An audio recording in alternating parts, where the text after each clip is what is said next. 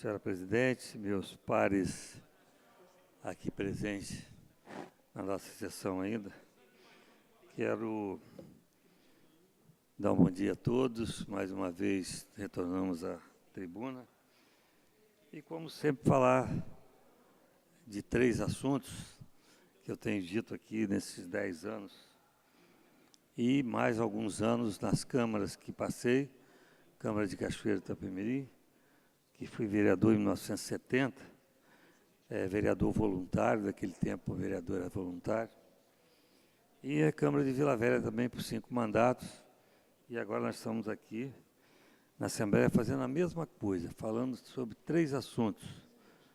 O primeiro é saúde, o segundo é saúde e o terceiro é saúde. É o maior patrimônio e o mais caro, o mais rico que nós temos na nossa saúde. Então, sempre que se fala em saúde, principalmente falar da saúde da população que não tem também uma tribuna para falar e não tem uma tribuna para relatar seus queixumes, suas dificuldades.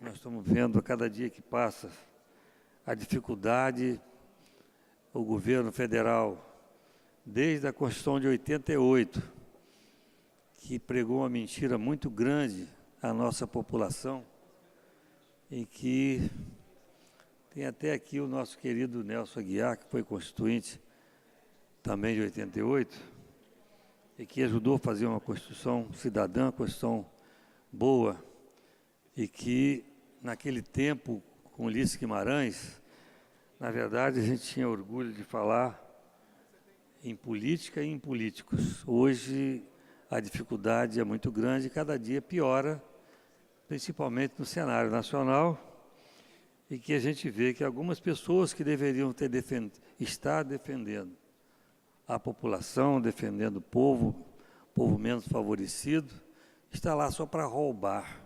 Isso é lamentável. E eu não costumo falar de partido, porque os partidos são bons. Eu costumo falar das pessoas dos partidos. Eu acho o melhor caminho, um caminho mais, pelo menos até mais educado. Falar dos partidos são bons. Pega o programa de qualquer partido, é um paraíso, uma maravilha. Mas algumas pessoas entram naqueles partidos e fazem aquilo que não é recomendado e que não é ético e que não é normal. Tem que prender mesmo. Tem que prender os bandidos, especialmente aqueles que estão em Brasília, que comandam essa nação. Para falar em saúde, eu venho falar hoje sobre a questão de doença renal. No nosso projeto de lei 237 de 2015, que está aqui protelando, infelizmente ainda não foi aprovado.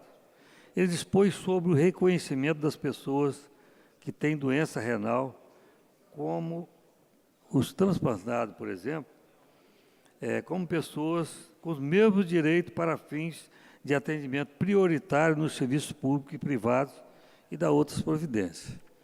Então, o artigo 1º, ele fala o seguinte: ficam reconhecidos para todos os fins de direito os indivíduos com doenças renais crônicas como pessoas portadoras.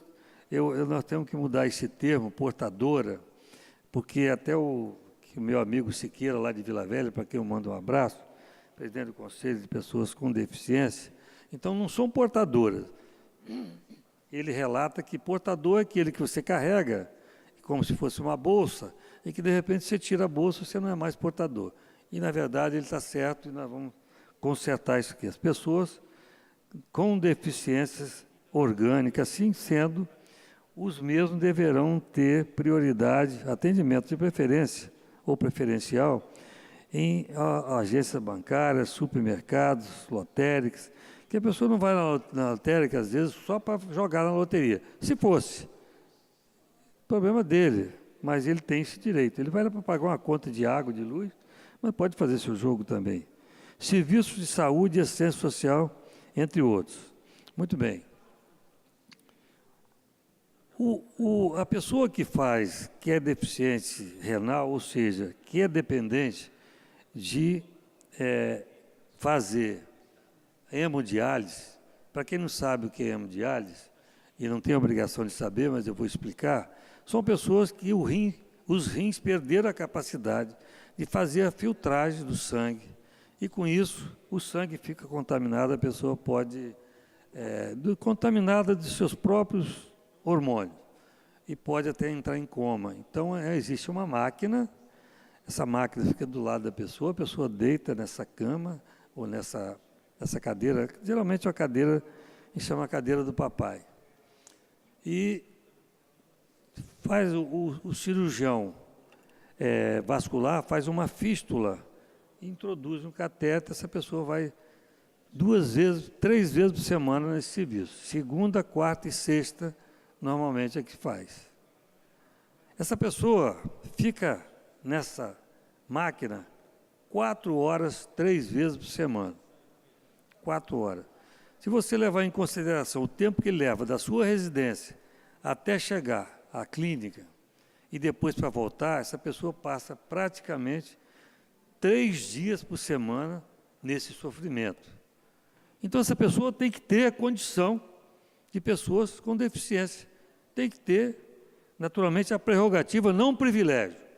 Privilégio é uma coisa e prerrogativa é outra. Prerrogativa é direito. Então, ele não pode ser tratado como uma pessoa totalmente normal. Muito bem. Depois que essa pessoa ainda é transplantada, ou seja, coloca o rim da pessoa, faz no transplante, continua também com muito sacrifício.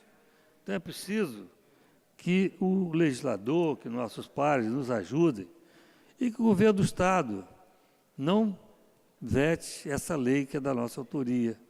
Essa lei é uma lei que é um anseio, isso não saiu da minha cabeça. Saiu da necessidade dessa população que nós temos que ter, deputado Ismael, o maior respeito e consideração para essas pessoas. Você passar 4 horas, segunda, quarta e sexta na máquina, você passa mais um período de viagem, o pobre coitado não tem carro, vai enfrentar o ônibus, vai enfrentar o trânsito, vai nesses ônibus que nós temos aí, igual sardinha na lata, calor imenso, não tem assento, enfim, essas pessoas têm que ter o nosso respeito e a nossa consideração. Muito bem, isso é um projeto que nós colocamos que está em andamento. O outro torna obrigatório o oferecimento de testagem sorológica para hepatites virais e da outras providências. O artigo 1º diz o seguinte: os profissionais de saúde da rede pública e privada indagarão aos pacientes se foram submetidos ao exame sorológico de hepatites virais e, diante da resposta duvidosa ou negativa, indicarão a realização do teste anti-HCV, anti-HBC total, HBsAg e anti-HBs. São testes de hepatites. Aí, na verdade, o parágrafo 1 diz o seguinte: é facultado ao paciente recusar-se a realização da sorologia. Se o paciente falar, não quero fazer o exame, não faz. É igual HIV, não quero fazer, não faz. Quem não quer, não faz. Mas é importante fazer. É importante você prevenir, você tratar mais cedo. Diante do eventual resultado positivo dos testes, o parágrafo 2º, né?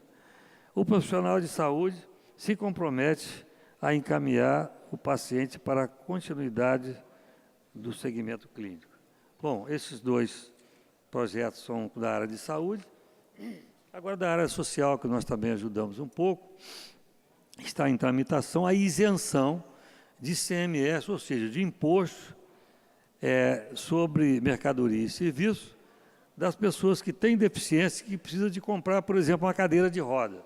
Não é humano se cobrar imposto sobre essa condição da pessoa poder se locomover.